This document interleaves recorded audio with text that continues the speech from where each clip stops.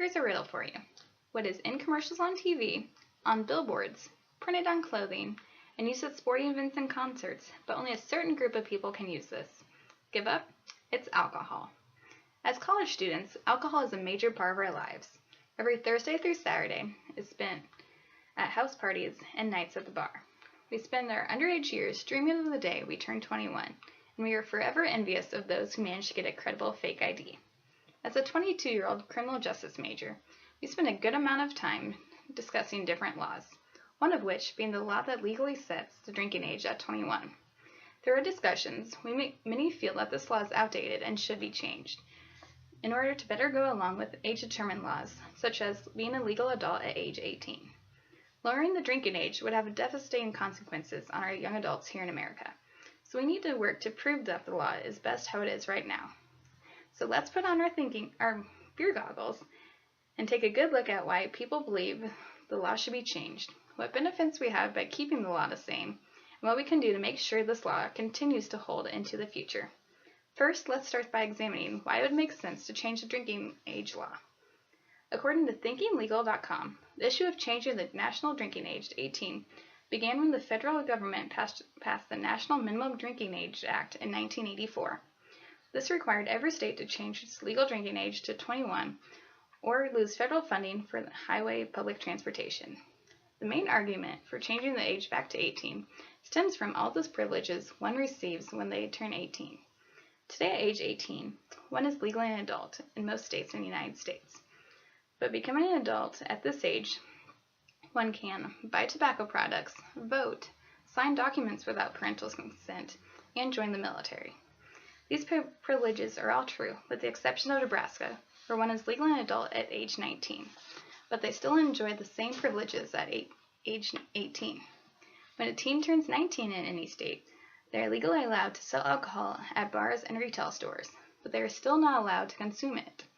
Even at this age, they are denied a privilege that many consider to be an icon of adulthood, drinking alcohol. The United States is not the only country that has encountered this issue. In 1999, New Zealand lowered its drinking age from 20 to 18. According to Mothers Against Drink Driving, as a result of this change, everything that could go wrong did go wrong. New Zealand youth began drinking earlier, binge drinking.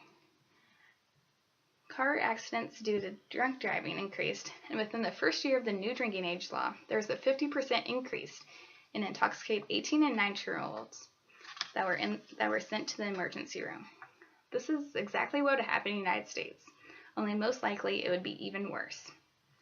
According to MAD.org, more than 25,000 lives in the U.S. have been saved thanks to the minimum drinking age being at 21.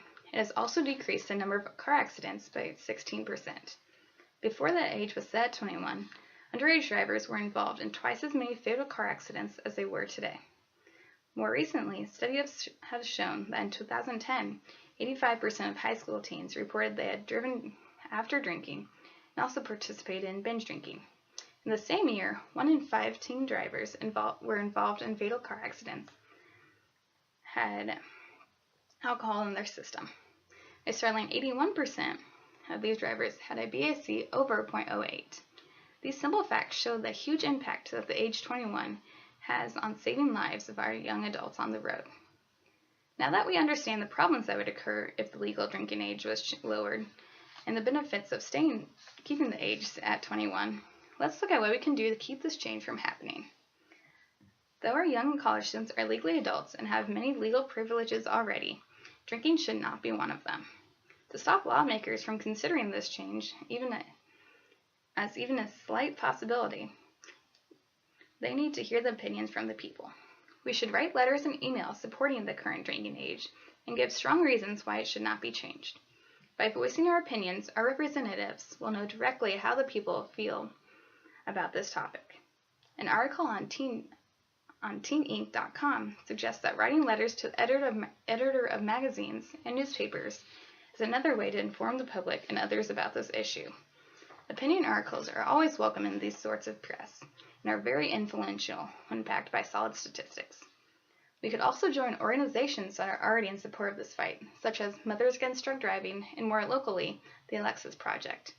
Both of these organizations strive not only to inform people of the dangers of drunk driving, but also promote safe drinking habits. By joining these already recognized organizations, and our voices and opinions will be heard on a larger level, and we will have more access to higher officials already working on this issue. After discovering the ways we can help prevent this change, let's see how it would help in the long run. Even though our lawmakers have the power to change or not to change this law, they need the public's help in order to make a decision that everyone believes in and will support 100%. According to an article in the New York Times, a Vermont state representative wanted to change the drinking age for his state. His uninformed argument was based on the privileges that one receives when they turn age 18. By writing to this representative and others like him, we can better inform them of the reasons why changing such a law would not be a good idea. If this was done, and with the help of bigger organizations, such as Mothers Against Drunk Driving, the attention on this topic would have a bigger impact and have national attention. Now that we have heard all the reasons why the legal drinking age law should not be changed, I hope that it's clear that action needs to be taken in order to keep this law the way it is. After seeing how lowering the drinking age would have devastating consequences on our young adults here in America, it is clear that we need to work to prove that this law is best how it is right now. This does not just affect a select few people, it affects people in our age group and even future generations. The legal drinking age should stay at 21. To keep this law in place, we can write letters of support to our state representatives and senators, and even letters to local newspapers to get the word out. Joining organizations against this act already would strengthen their fight as well as ours and also bring national attention to this issue. According to Mothers Against Drunk Driving, more than 25,000 lives have been saved thanks to the 21 minimum legal drinking age. For that reason alone, it is important that we as a society keep this law and continue to save lives.